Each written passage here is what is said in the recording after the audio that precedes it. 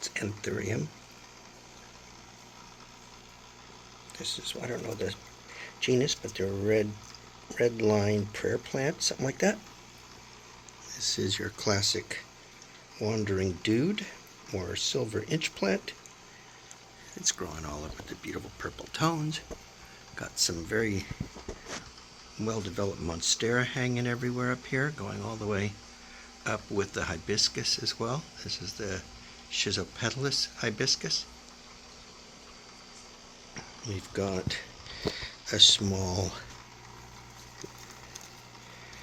staghorn fern growing on the side of the matin. It's pinned in place with a bamboo skewer right there behind the pear plant. And got curly rush, I believe this is called.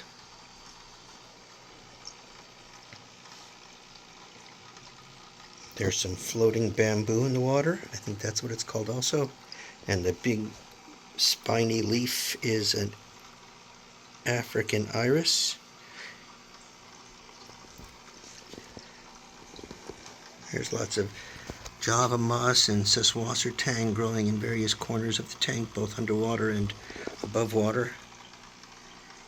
And then, I forget what this guy is called right here.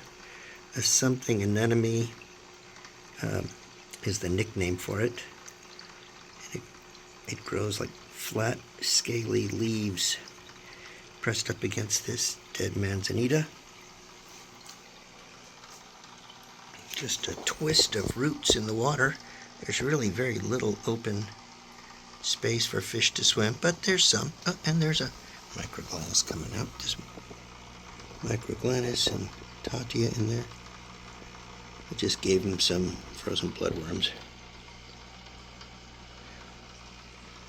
At this end we have again the hibiscus growing up.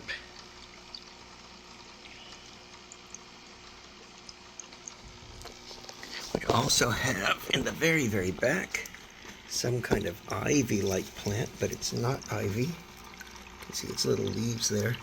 It's actually sticking to these window louvers. You can see the little places where it was attached. I had to just peel it off today because I don't want it sticking to the window louvers. And our ginger dies back every year, so these stems are starting to die.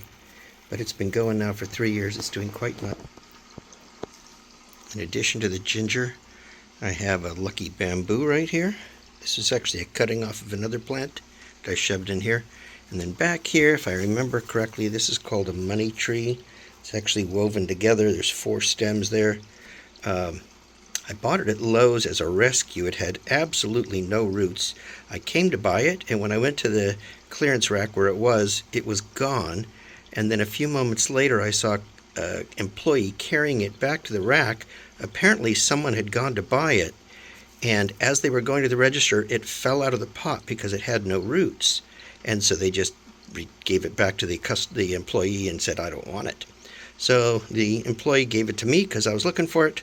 I took it out without roots. I figured this is a gamble. It was on clearance, and it's making nice new leaves, although there's not much in the way of roots just yet. You can see a few roots under the water, but not a lot. Let's just see.